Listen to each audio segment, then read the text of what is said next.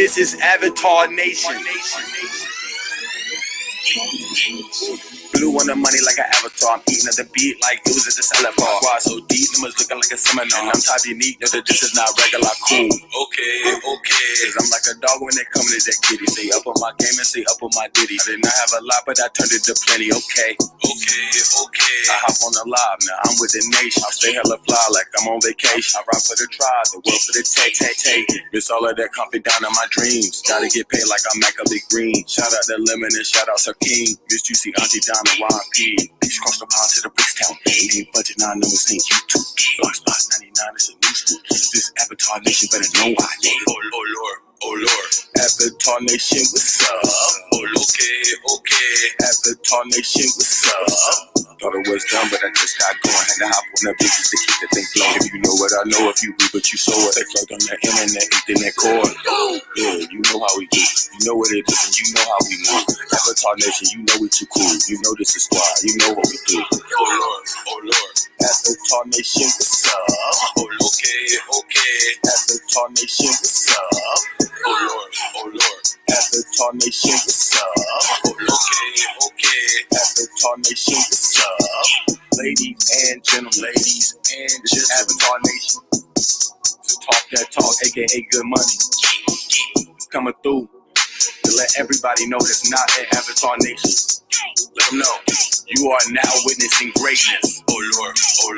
Avatar Nation, what's up? Okay. Avatar Nation, what's up?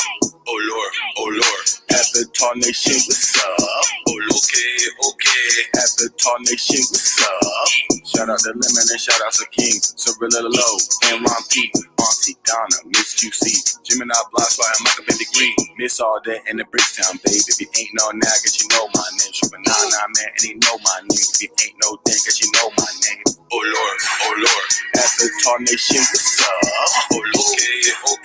Avatar Nation, what's up? Oh Lord. Avatar Nation, what's up? Okay. Avatar Nation, what's up?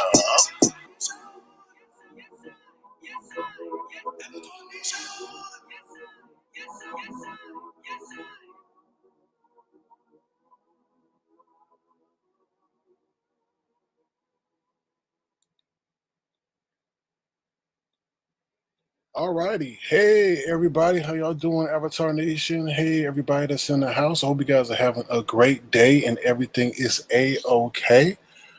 Tonight is a great night for Avatar Nation. We have the one and only Cussing Pastor in the house. He is definitely here. He's waiting to come on stage, so we're glad to have him here, and hopefully we'll have a great night. If you don't mind, please feel free to thumbs up the live. I would appreciate that. If you're new to Avatar Nation, feel free to subscribe as well. On my people on Twitch, hello to my people on Twitch. Thank you guys for being here. As you know, we do every night. We have a roll call because you could be anywhere, but you've chosen to be here, and I'm greatly appreciative that you guys are being here or are here. So here we go. Nessa Allen, how you doing? Cheryl Burnett, hey Harmony, how you doing?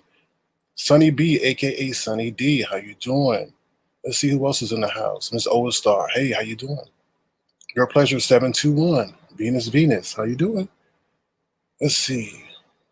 Miss B-Town Hester, how you doing? Good to see you. Hey, WC, thank you for being here. First time you're here. Thank you so much. Young Ray, how you doing? Memphis stand up. Okay. We see Memphis is in the house. Okay, Just Kind 01 is from Twitch. Thank you for coming over here, Just Kind. Just Kim. Thank you for coming.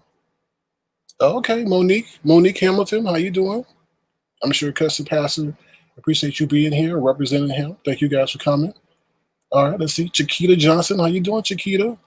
Nobody. How you doing, Nobody?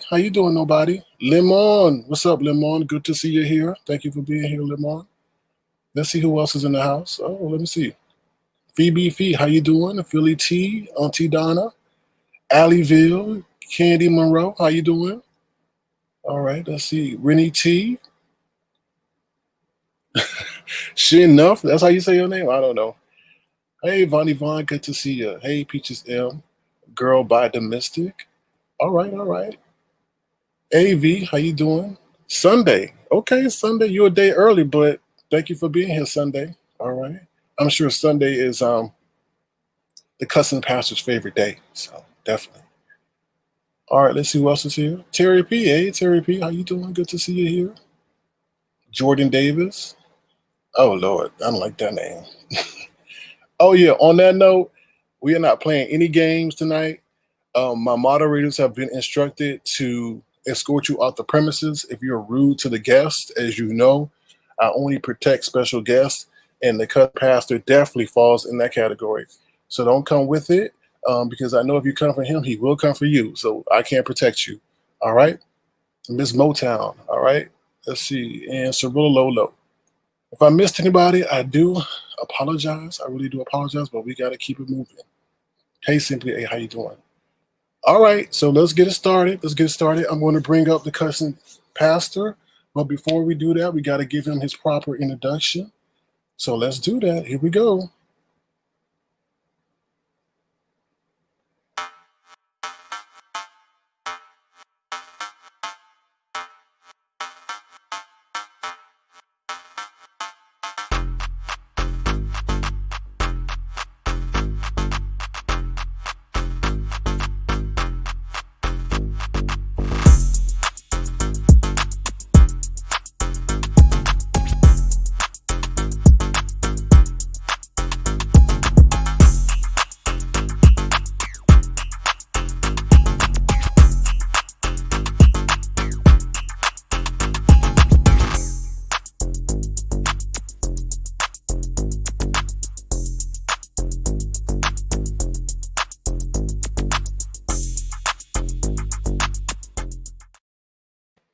All right, the one and only, the Cussing Pastor, Pastor Matthews.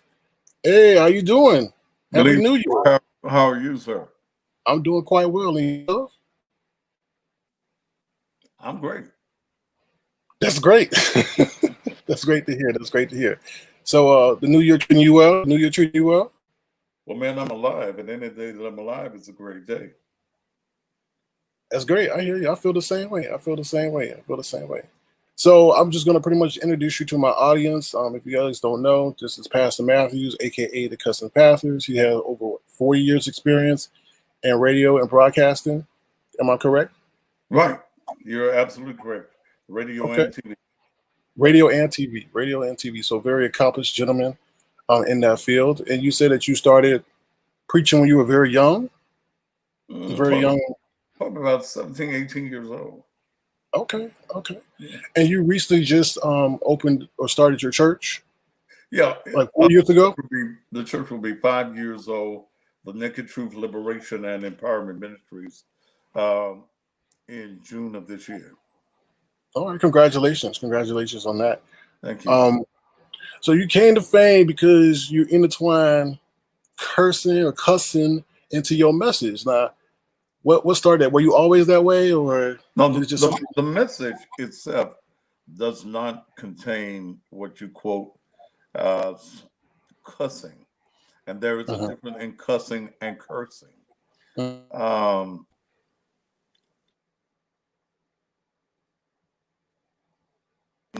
think it was 2017 when I, as a talk show host, was dealing with a local issue here in Memphis, and I was doing a Facebook Live, and it was about 3 or 4 hours long. And there were 3 minutes out of the whole 3 to 4 minutes out of the whole documentary that I went on a cussing rant, and somebody decided to pull that 3 minutes out so as they thought to embarrass me, and it went viral. It was probably 2.3 million people in a 2 days period, and they were calling me the Cussing Pastor. So I trademarked that name, and it's been going ever since. okay? And where did you learn to cuss? I mean, was that something that you grew up with? I mean, who learns to cuss? Is there a school for cussing? Well, a lot of people learn to cuss from their relatives and so forth. So I didn't learn to cuss. I never took cussing classes. My mother was a great cusser, and I guess it's a part of my DNA. But I haven't went to the cussing class yet. Maybe I need to hold one. Now I did remember watching a couple of interviews, and you did say that do you think Jesus cussed? You did use a couple of words here and there? Well, I'm sure that Jesus did. I'm sure that Jesus used cuss words that were for that particular time. Do you think that Jesus turned over the tables in the temple and was not angry and did not say anything? In the Bible, he also calls people out of their names. He calls them serpents, a brood of vipers. So, in the vernacular of that particular day, yeah, Jesus cussed. Peter was a great cusser. As he cut the man's ear off his ear, he probably called him, "I'm cutting your motherfucking ear off." Oh Lord, oh Lord. Well, do you think Jesus said anything of the such? I mean, I know he was angry when the people were selling goods in this place of worship and so forth. Um, but do you think he was a man of high emotional intelligence, where he could restrain himself? So, are you saying that a person that cusses is not an intelligent person and does I'm not not know saying that. himself? I'm saying that he could be slow to anger. Well, my name is Thaddeus. My name ain't Jesus. I'm just saying, what would Jesus? What do you think I Jesus you did? know, I can't speak for Jesus on that. Okay, I Uh, understand. I can only speak for Thaddeus on that. I can't speak for Jesus. You know, Jesus and I are two separate individuals, and I cuss. Okay, I understand. I understand. Mm. Okay, so I know you have a strong affinity for women. I know you love women. Do you think women are one of your strong points or your weak points It's in always terms a of weakness? you Is it know strength or weakness? has it has been both. It's been a strong point, and it has in my life. I'm 63 years old, so yeah, there's been some weak moments with women in my life, but it's been a whole lot of strong times too. Okay, all right. Okay, do you think sparing the rod has been one of the issues in regards to why we have the problem with our youth today in society? Well, I think that since parents have gotten this thing where they no longer beat ass, that that is one of the reasons that you have a problem with your children. Your children have more control of the house and of you than you do. Back in the day, back in my earlier days, when uh, parents was beating that ass, then you didn't have many black children in jail or children, period, in incarcerated. So I think a lack of physical discipline has always been an issue. Even if you want to go scripturally, the in the book of Proverbs, it will say that foolishness is the way of a child, but the rod of correction would drive it from him. In other words, the Bible tells you to beat his ass. All right, so why do you think we stopped beating their ass? And do you think Well, that we well, will go back to beating it? well, black folk want to be like white folk. White folk allow their children to run over them. So, black folk, you won't be like the white folk. You got blonde and platinum hair because the white folk told you blondes have more fun. So you want to act like the white folk. You want to raise your children like the white folk, or you want to say that you don't want your child to go through what you went through. But when we had discipline for our children and they couldn't do what they wanted to do, but did as they were told to do, we had a different mindset of our children. Okay, but you also got to understand there's the law in that factor too. They put The law, laws on the the book. law does not tell you not to whoop your children. That's not the law.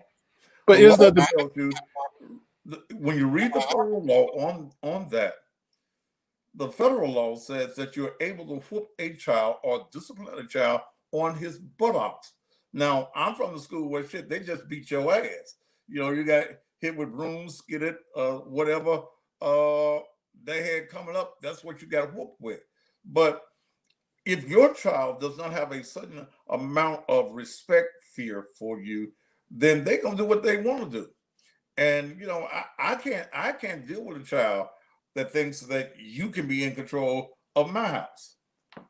Get you a house and do whatever the hell you want to do, but you can't do it in mine.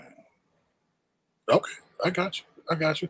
Now, there's a quote I want to bring up on the screen real quick that I think will give people more insight as to why you may use the method that you use to preach. So let me bring it up real quick.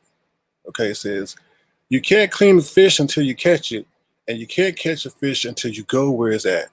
I'm not trying to attract the traditional churchgoer, but those in the streets that need to hear a word from God to make a difference in their lives. At Naked Truth, I don't care about your son of choice. I just want you to know that no matter who you are, God loves you and I welcome you. Do you want to expound on that? Well, I'm not traditional, and I come from the traditional church. Um, but I also understand that there's a lot of people who have been hurt in church, a lot of people who will not go to church because of that hurt, and a lot of people that just don't believe in going to the weekly assembly that we call uh, church. But those people are loved by God at the very same time.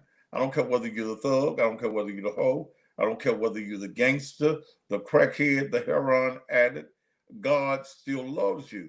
But most times the church, and it's particularly the black church, does not go after this particular individual because most times in the church we find ourselves so heavenly until we are no earthly good. So my calling, my method is to go after the people, and a lot of times the cussing attracts a different type of audience. If I didn't cuss, I wouldn't be here on your show tonight. I wouldn't be on many of the shows that I've been on and I'm going to be on.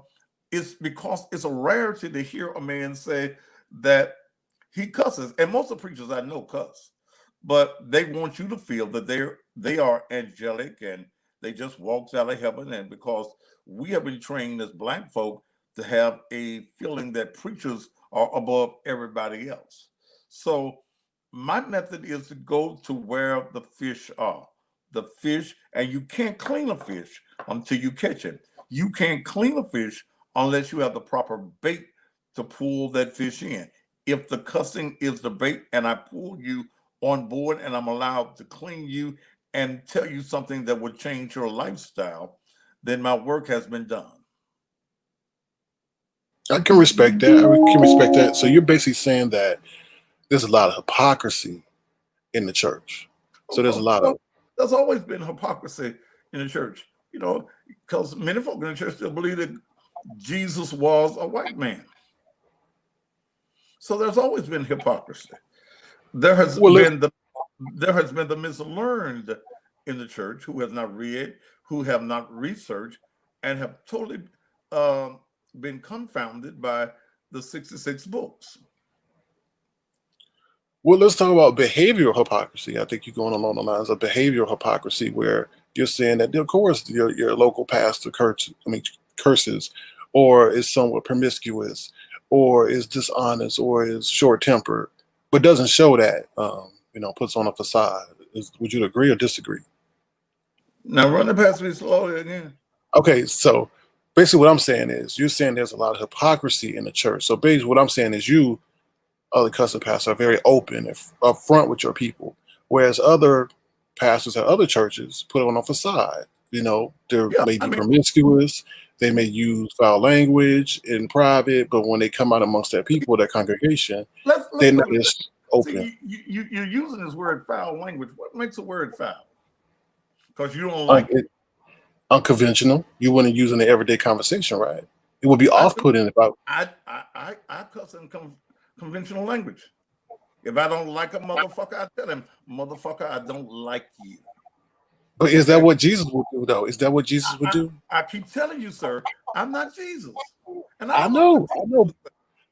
but that Okay. is your that. And you're not going to compare me with Jesus. My name is Thaddeus. It's biblical. Oh, I know your But name. I but know your I name. don't know what Jesus would do. I'm not Jesus. I'm not perfect.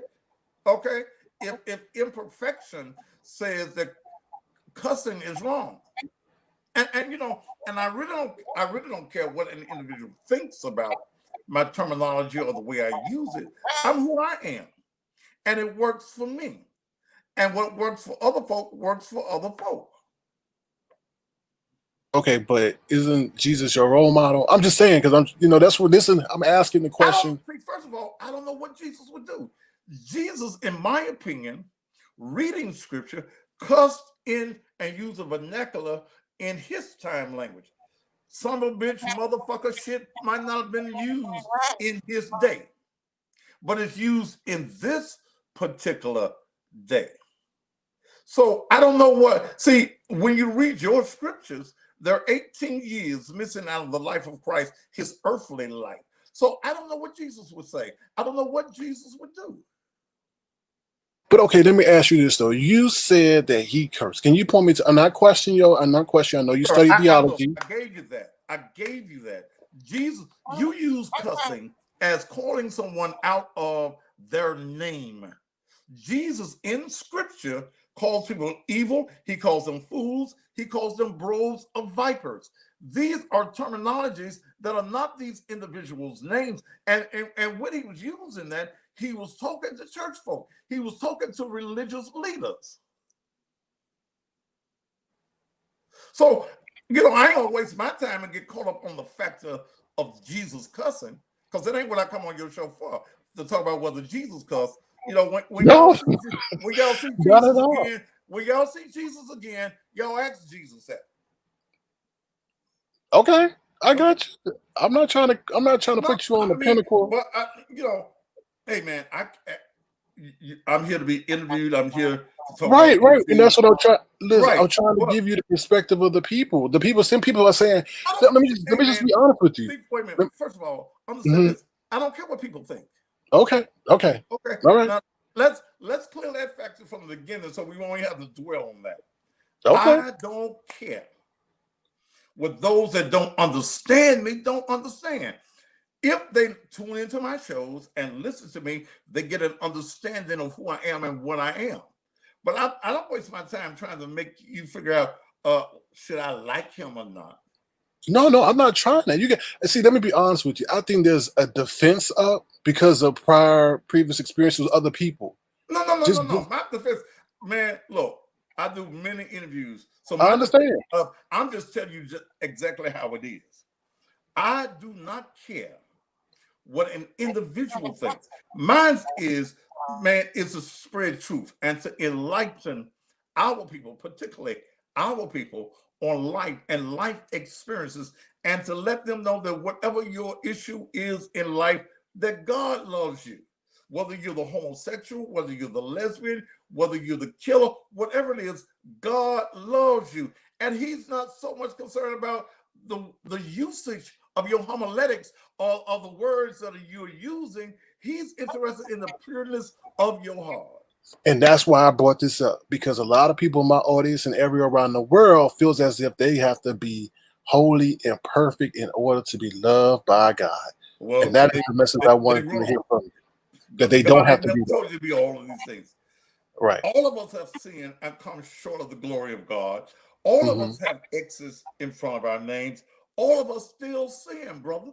Okay, all of us still sin, and we still transgress against the will of God. But isn't it good to know that God is such a forgiving God that he gives us second chances, third, fourth. He gives us infinite chances to straighten our lives out if something is wrong, brother. That's what God is. That's who God is. He's not a religion. He's not a denomination. He don't give a shit about no bishops, no elders, no deacons, none of that. His word is, a new commandment I give unto you is that you will love your neighbor as you love yourself. Amen. And that's what I wanted the people to hear. That's what I wanted the people to hear. All right. So I know you recently made a comment about how the black congregation or the black churches collect almost what you said, 18, was it? I think it was 1.8 billion or maybe 18 billion. 18 billion. 18 billion. Okay. In the year 2019, $18 billion. And if they gave 1% of that back, then we could erase, eradicate, or get rid of poverty and start other programs that would better the black community. You still believe it? I totally agree with that. And the number that I've used is a tiny number. That if every Sunday black churches across this nation will give the same 10% back to a general fund that they ask the congregation to give, there would be no issues of poverty, no lack of infrastructure in the black community, because we would have everything that we need as a people. Okay, but the black church does not do that. We could have hospitals, we could have grocery stores, we could have apartment complexes, we could have infinite wealth if we as a people, first of all, loved each other, and then second of all, we were not jealous of each other, and we gave and tried to build up our communities, but that does not happen. Okay, so that's a perfect segue into this one. Why does that not happen? What is preventing that from happening? Leadership and teaching. First of all, we have not been taught to give. Second of all, we don't have leadership in place that promotes the building up of our communities unless he or she that is talking about it is in charge of it and got control of the money. Okay, so we have not been taught to let's build ourselves. We're waiting for white folks to save us. We're waiting for white folks to deliver us. And he who oppresses you will never be your deliverer. Okay. Now, I think there's a spirit of conviction within the black church where a lot of preachers say, well, if you don't give me this, so you don't give me that, then you're not going to get blessed and all that. I mean, what do you think about that tactic? I mean, the scripture tells you to give, man. The most positive scripture in the Bible to me is the one that says, be not deceived. That means don't be fooled. For God is not mocked. He ain't lying. Whatsoever a man soweth, that shall he also reap. I believe in planting money. That's the reason I'm blessed, brother, is because I give. And because I plant money. And if you're going to have anything, God blesses a cheerful giver. See, in my ministry in the last 4 years, personally, I've given over $500,000 of my money to ministry. Okay? See, I ain't one of these Negroes that y'all want to talk about that's a pimp and the church is paying him. My Cadillac, I bought my own Cadillac. Okay? My house I live in is my house. The church had nothing to do with any of that. There are men and women of God who generally have a love of God and a conviction to do the right thing. But yes, we got the pimp, the players, and the baby layers that also will not do anything unless they're getting paid for it, and has misled our people. See, you go to church and you walk into church, but you paying for the Cadillac or the Rolls Royce of your pastor. Something's wrong. We've got to talk about economics even in the church. How can you be as economically blessed as I am? I got to teach you how to give. I got to teach you that having money ain't no sin. And this bullshit you want to give me, we're going to have the poor with us always. That means you won't get up off your ass and go get no job. You want somebody to give you something. We've got to take the mindset that we are able to be as successful as we want to be if we want to be. But somebody, because of the lack of teaching in the black schools and with black parents, have got to take the responsibility of teaching our people. I agree. I totally agree. Now, why do you think it's prevalent? I'm going to put this out here. Why do you feel that when, we attain success, that there's people within our own community that want to pull us down and sabotage our efforts to reach greatness? Because we don't love ourselves. Okay. And why you think that is? We hate to see each other do well, but you don't mind that Asian coming into your neighborhood, or folk all across the waters, the Japanese. We always done had the Chinese store in our communities.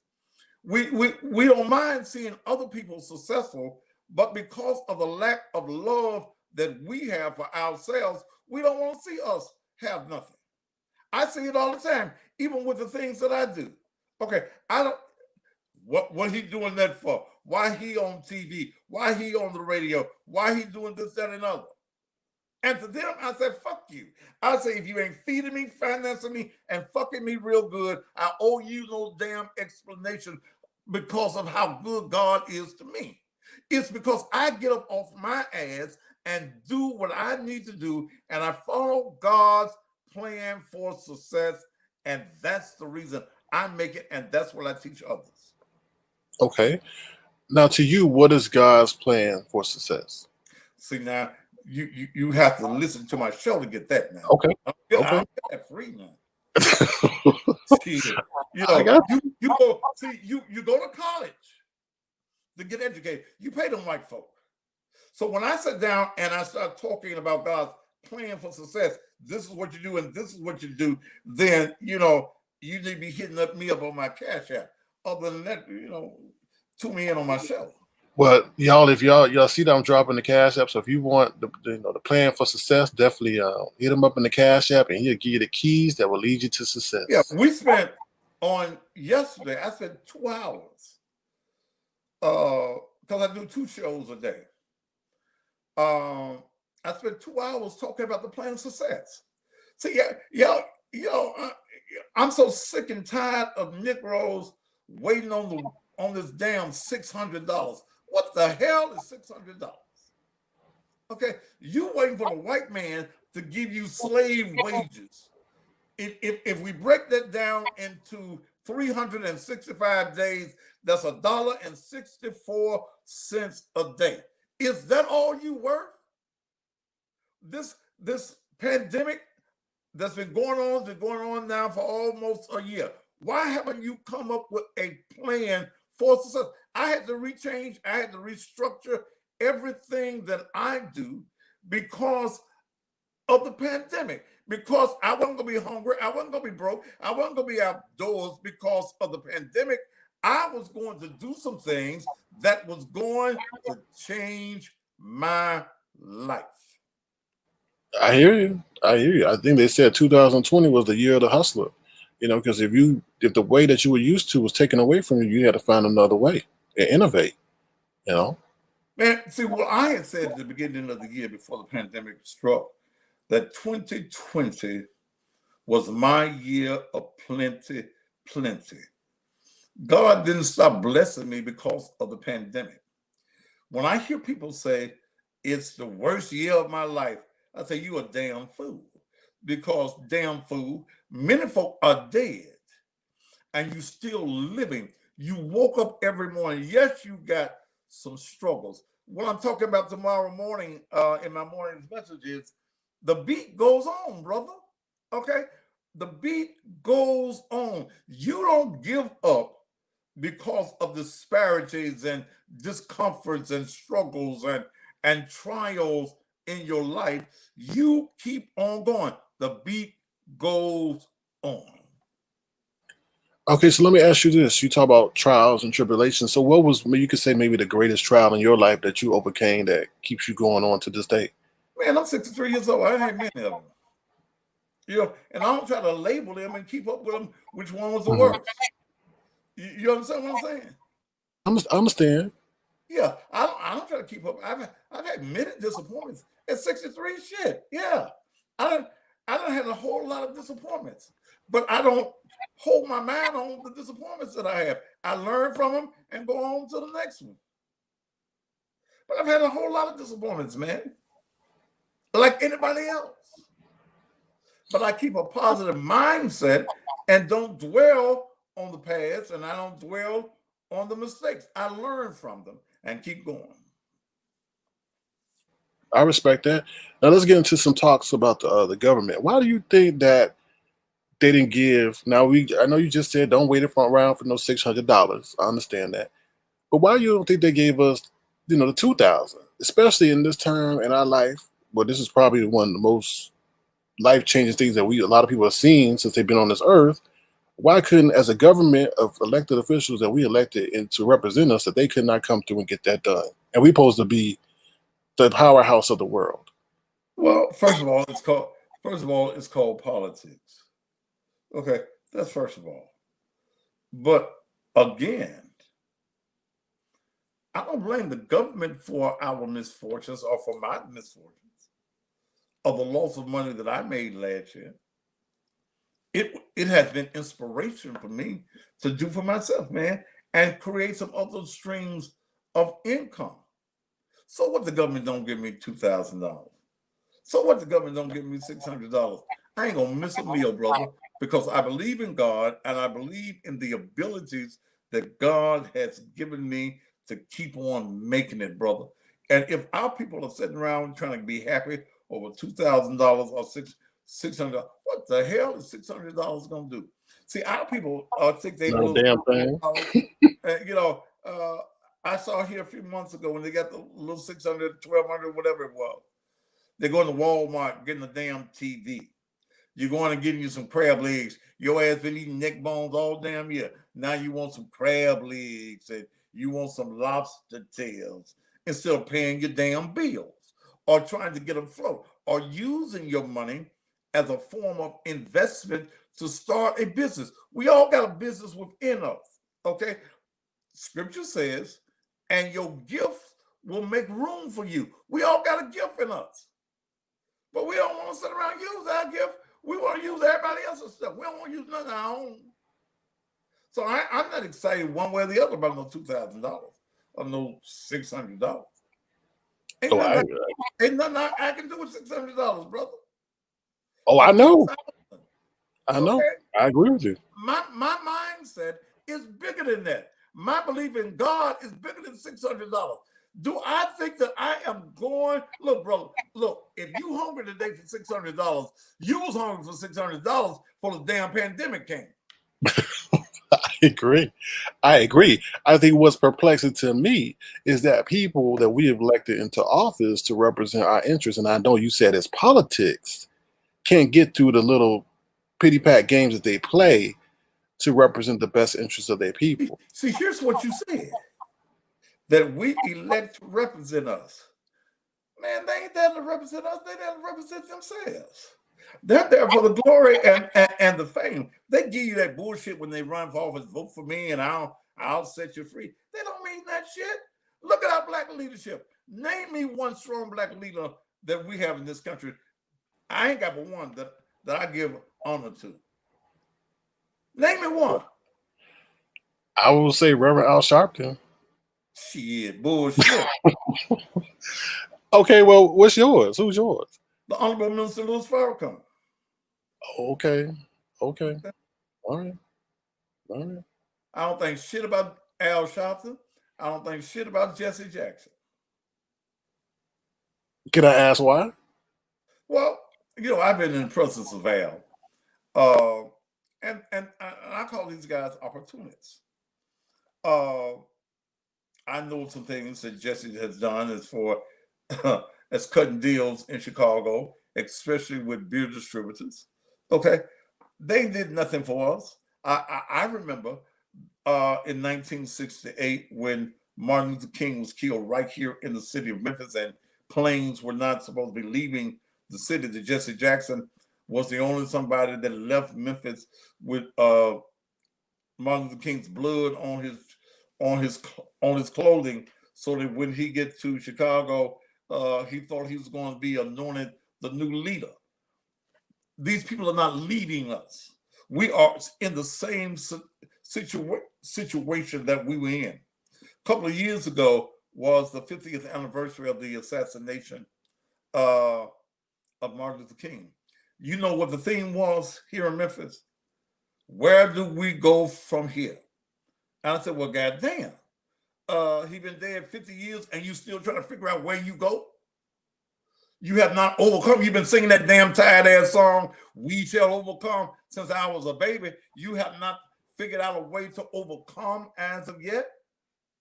Shit. So what the hell are we doing? We're marching in place, brother. We have no place that we are trying to build our people. Okay? I see Black Lives Matter. Oh, y'all march this summer. Oh, y'all march up a storm. No justice, no peace. Now you can't find nobody marching nowhere. Okay? But you only want to get excited when you see a white policeman killing somebody black.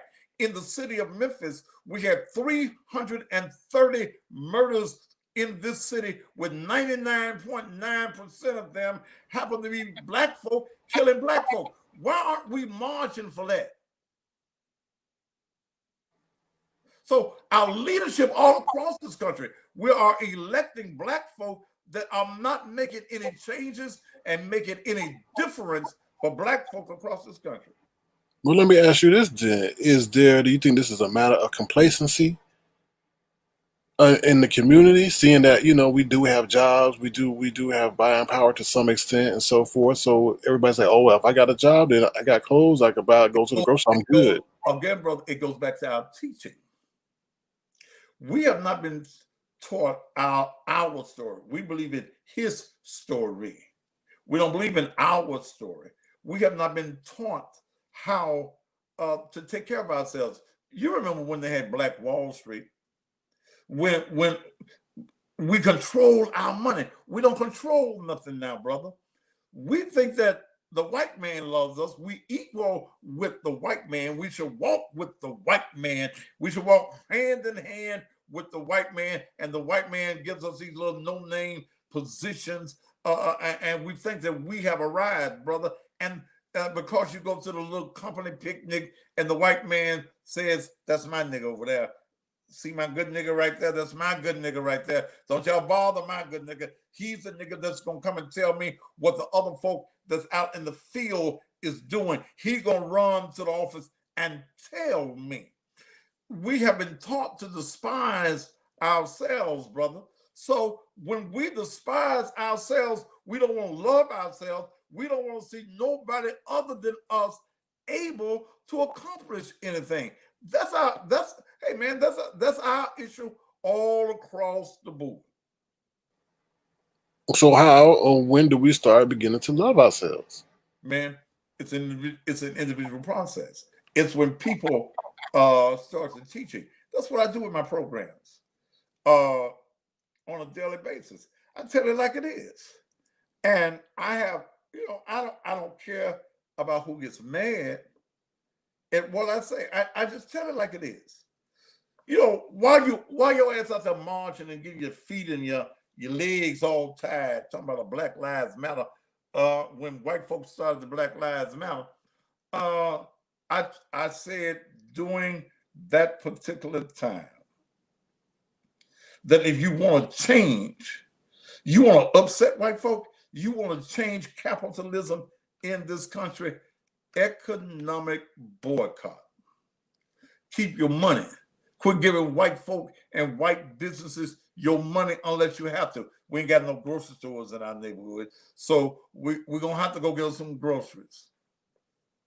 But until we economically boycott and say that we're going to keep our money in our community, we're going to buy black, we're going to support black, then since we're not doing it, white folk going to keep moving into our communities.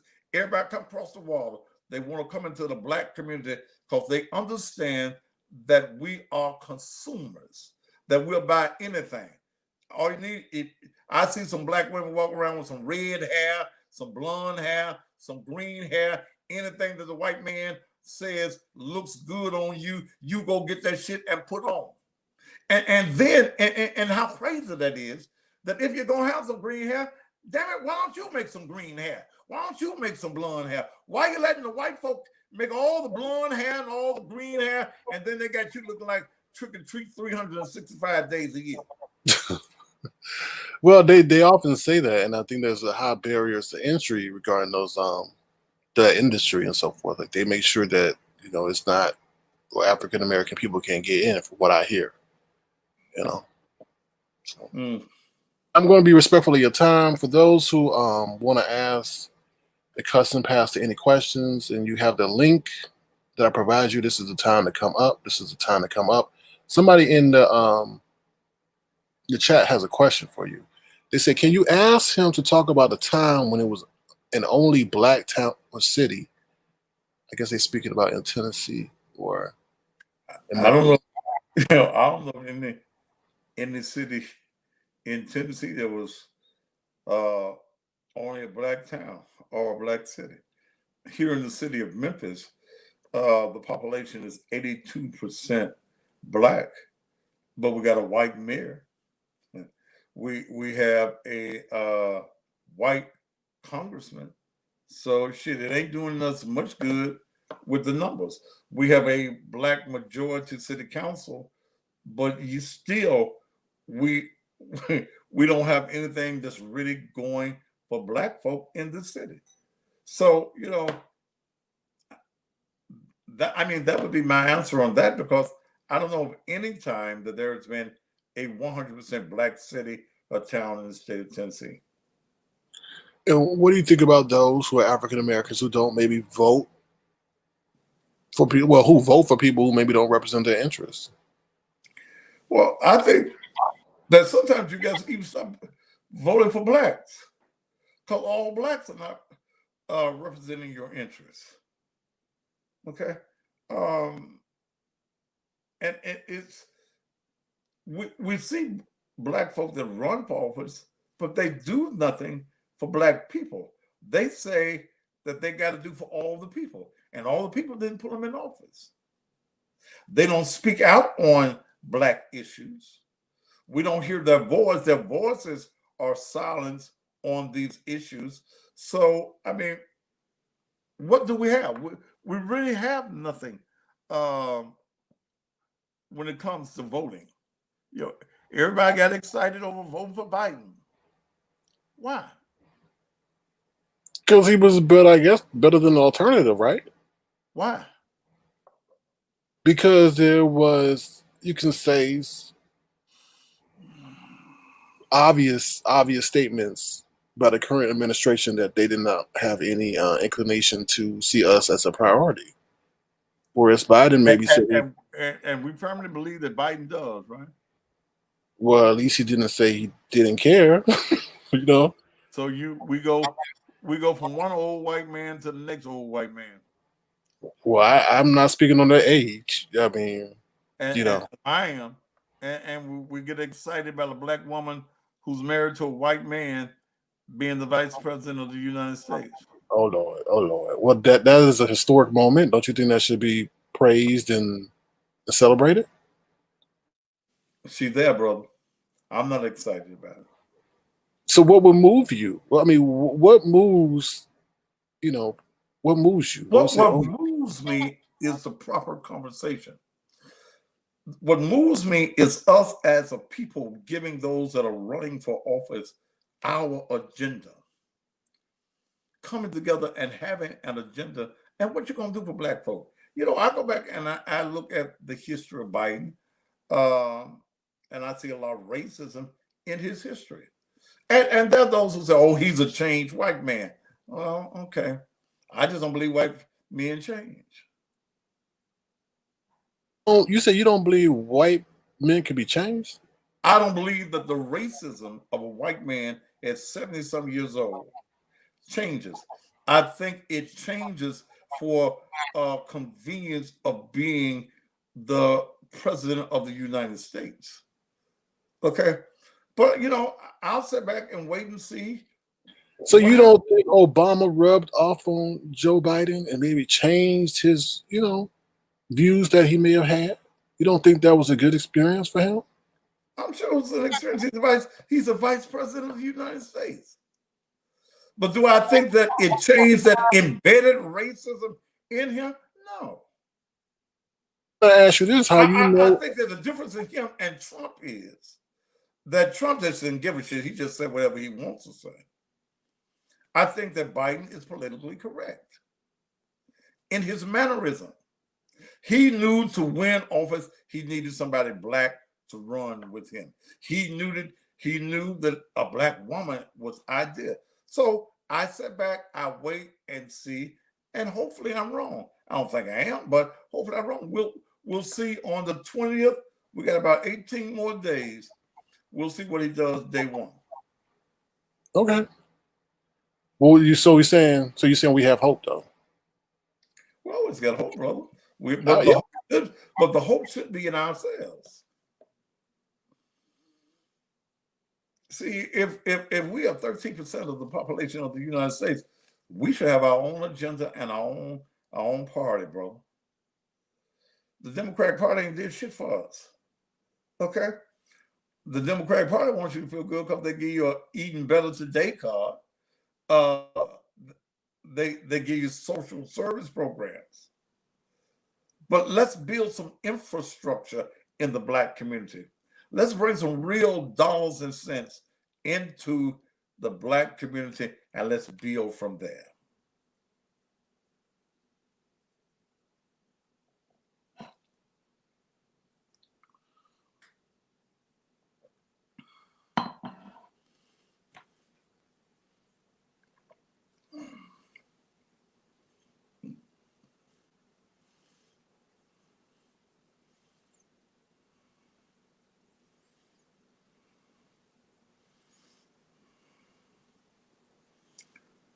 What happened?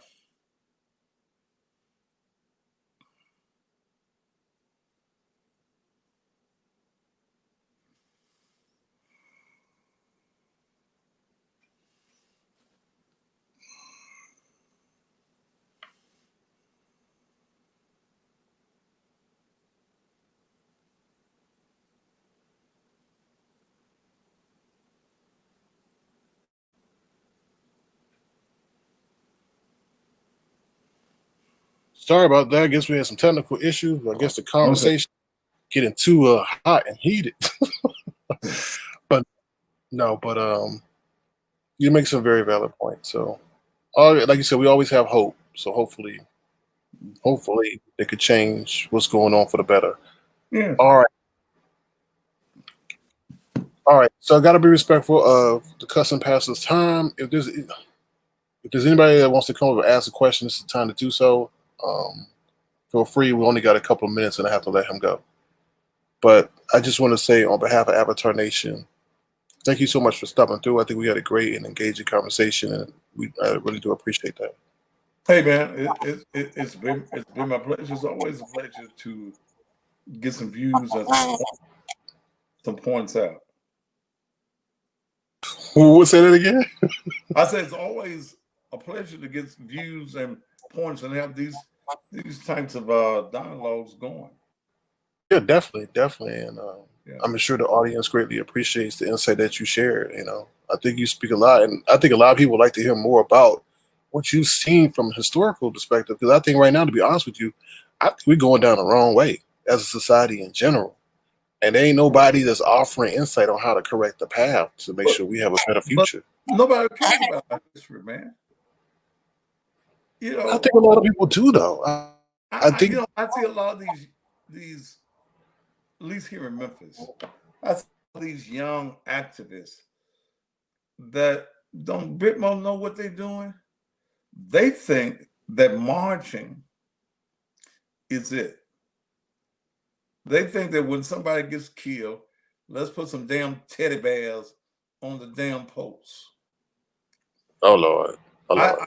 I told some people that when Trayvon Martin was killed and Black folk went down to Florida marching, the white folk were glad to see him.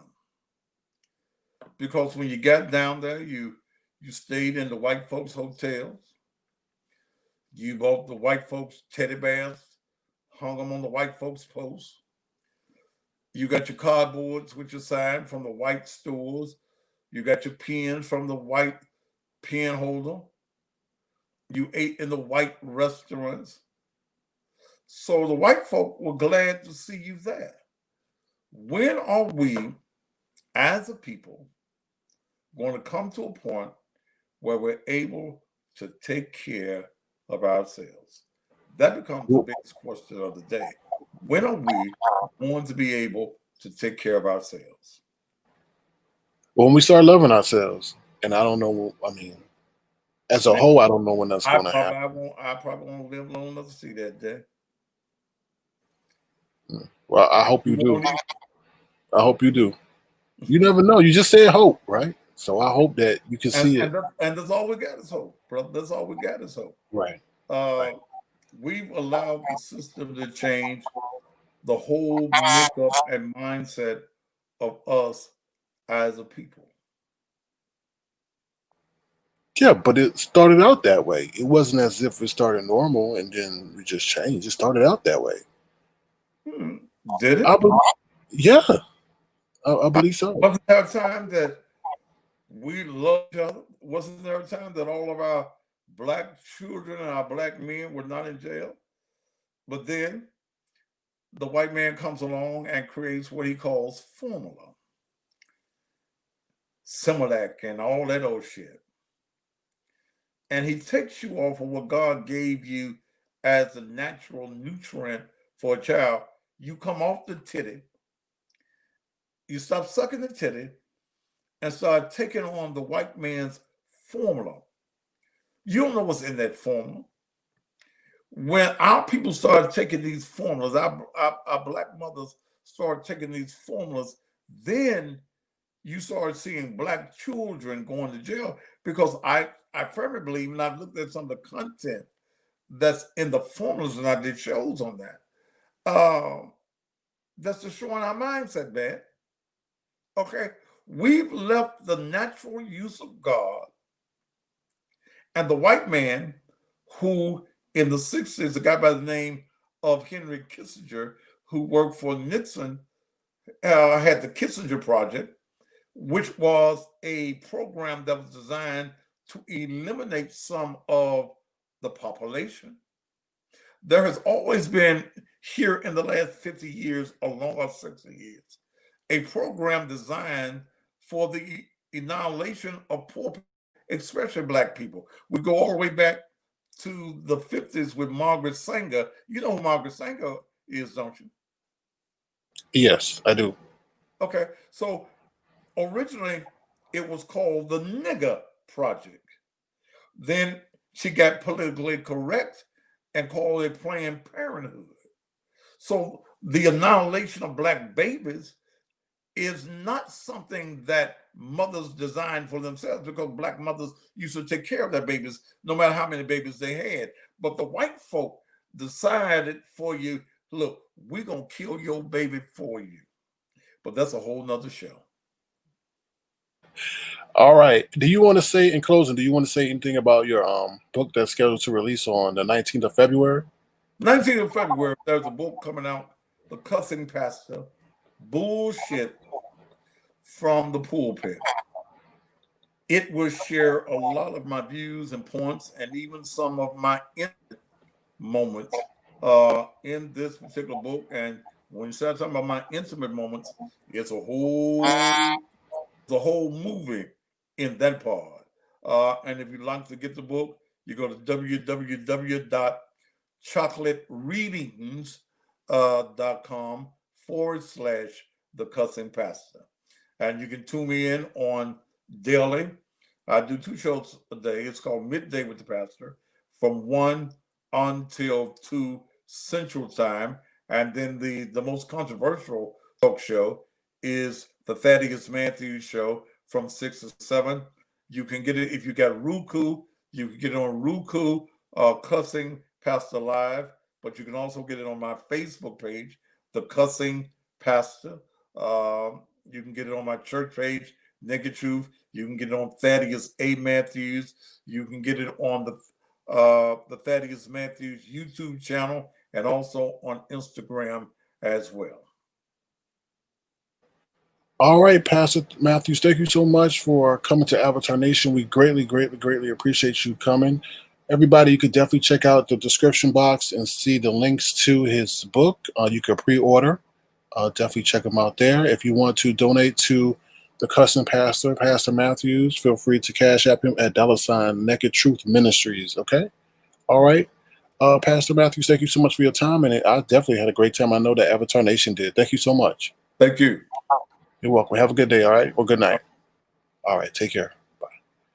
All right, y'all. That was the Cussing Pastor for you guys. I know you guys were expecting a lot of cussing and everything, but I just wanted you guys to maybe get a word that you could use in your real life. And if we got the cussing, we got the cussing. So feel free to come up now if you want to speak with me. Feel free to do so. He won't curse you out. He's enjoying Saturday night over there in Tennessee, Memphis, Tennessee. So feel free to come on up if you so choose to. All right, let me see. We're going to take a commercial break and we'll be right back. Thank you guys so much for your support. I really do appreciate it. We'll be right back. Hold on 1 second.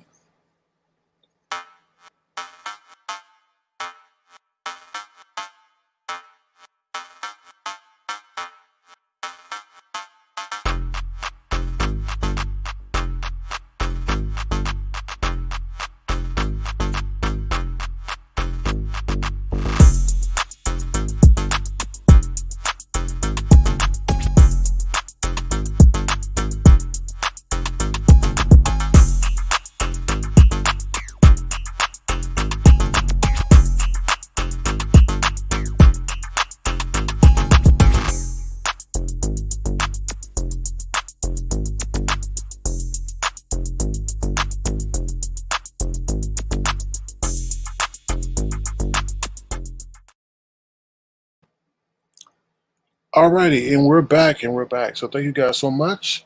That was the one and only Cussing Pastor. All right, we will be heading over to Stereo tonight. We will be heading over to Stereo for the after show. We got some time before we head over there. I think we have a show scheduled for 12 o'clock on Stereo. Let me see if I can get that information for y'all real quick. Hold on 1 second. Oh, to my people on Twitch, how y'all doing over there on Twitch? What's up, Limon? How you doing, Limon? Hey, what up? What up? What up? What's up? Can How's you it hear me? going? Yeah, I hear Pretty you. good. Yeah, let me hold on. Let me lower my speaker real quick to lessen the feedback. Hey, what's up, Lemon? How you doing? All right, I'm good. I You good? enjoyed the discussion you just had with the Cussing Pastor.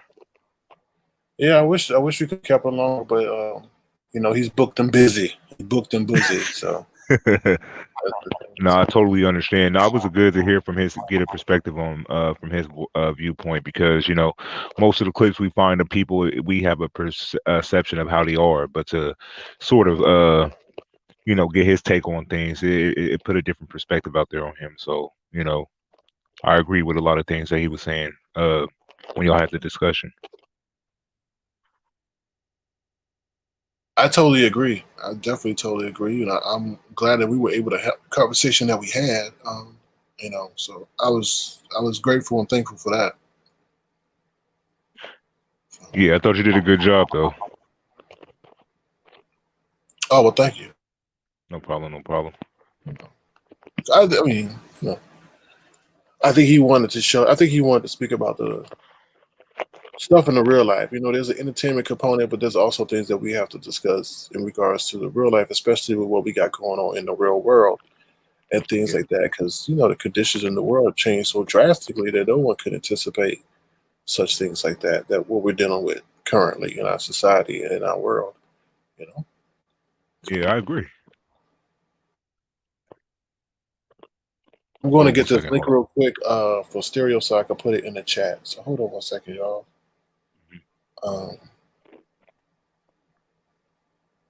But how was everything else? Good? Nah, yeah, everything good on my end. Okay. You feel me? Just had to All right, hurry up and y'all. smash dinner while he was having this interview with him. I was gonna come up there and ask questions, but you feel me? I wanted to keep everything. It was at a certain kind of pace. I wanted to keep it at that level. Well, I mean, you could have. Okay, hold I on. could have, maybe next time when you with the next guest, you probably interview or something like that. Right. Okay. Because things you can ask the wrong question, it can go left. That is a very good observation. So I sat back and I watched. I'm like, damn, you could just say the wrong. I can come up there and say the wrong question, end up getting into this debate. So I just try to keep it smooth and just let you handle this. Yeah, I mean, yes, it's an interesting. It's a great experience. It's a feel. You got to feel a person. So, I was, like I said, I'm grateful and thankful for him coming on the show, and that we were able to have a conversation that we were able to have. I think a lot of people want to learn more about from the historical perspective of what he has to offer. Like he said, he's 62 years of age, and I think he was sharing some of his life experiences with us indirectly, and I think the audience was somewhat salivating for more. But Oh yeah, most definitely. yeah, definitely. because he's speaking from a historical. He's not speaking from an opinion-based observation, especially when you start talking about MLK and Reverend Al Sharpton and Jesse Jackson. I think a lot of people want to hear more, not about those particular individuals, but just in general about what happened around that time and how did we get to where we are today and things that he felt could have been done more to maybe put us, or maybe just for us to have more leadership. Yeah. You know? So. Now I missed that part. Is he on YouTube doing stuff like that, like his live shows and stuff, or he does it somewhere else? Let me go grab his channel real quick so you guys can check him out. So give me 1 second while I go grab his channel. He's on YouTube. Sure. He's on YouTube, Facebook, Instagram. He does, like you said, he does shows 2 times a day, and nice. Yeah, so definitely. Okay, hold on. Let me share this real quick. All right, let me see.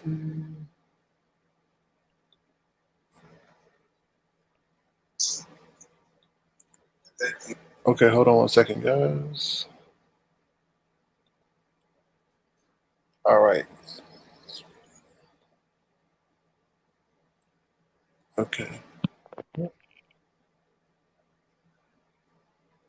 Well, y'all, I'm just going to share a video of his. I'm just going to share his last video, and then that will direct you to his channel, okay? All right. Let's see. For sure. All right, here we go.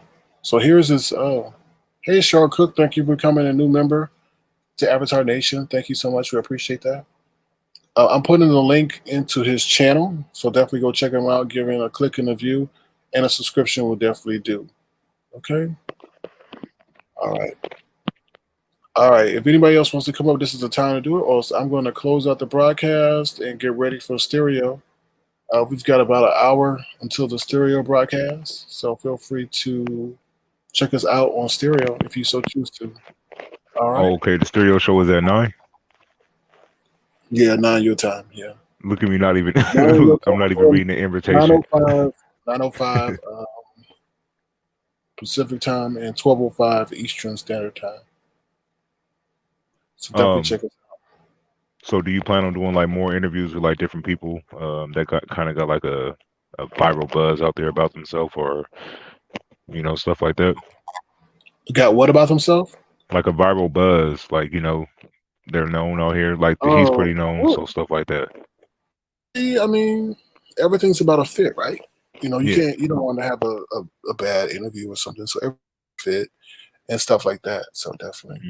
But no, we'll see. We'll see. Like I said, I wanted to grow. I wanted to, everyone. Let me just say this: everyone, I think, came with here a preconceived notion of what was going to happen, and we saw a different side of the Cussing Pastor. So the side that you can take with you, using your everyday life, and spiritually grow. So definitely. I agree. Right. Mm-hmm. So let me. I'm gonna drop the Discord, not the Discord, the stereo link one more time, and then we'll bring it to a close. All right, thank you guys for y'all support. We appreciate that, and we'll see you guys over on stereo. Anything you want to say, Lemon, before we head on out?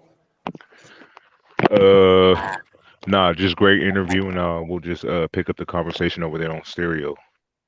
Okay, sounds good to me. All right, thank you, Lemon. Everybody. All right, peace, SK. All right, peace. You take care now. Thanks again. You too. No problem. Okay.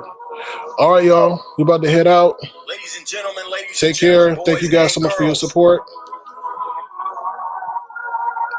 This is Avatar Nation. Blue on the money like an avatar. I'm eating at the beat like news at the salad bar. Why so deep? Numbers looking like a seminar. I'm top unique. No, this is not regular. Cool. Okay. I'm like a dog when they come to their kitty. Say up on my game and say up on my ditty. I didn't have a lot, but I turned it to plenty. Okay. I'm on the live, man. I'm with the nation. I stay hella fly like I'm on vacation. I rock for the tribe, the world for the take. It's all of that coffee down in my dreams. Gotta get paid like I'm Mac Big Green. Shout out to Lemon and shout out to King. Miss Juicy Auntie Diamond YP. Bitch cross the pond to the bridge town. Ain't budget, I know this ain't cute. Block spot 99 is a new school. This Avatar Nation better know why. Oh Lord. Avatar Nation, what's up?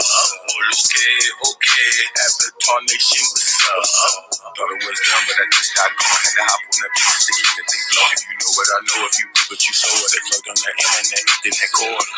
Yeah, you know how we do. You know what it is, you know how we want. Avatar Nation, you know we too cool. You know this is why, you know what we do. Oh Lord, oh Lord. Avatar Nation, what's up?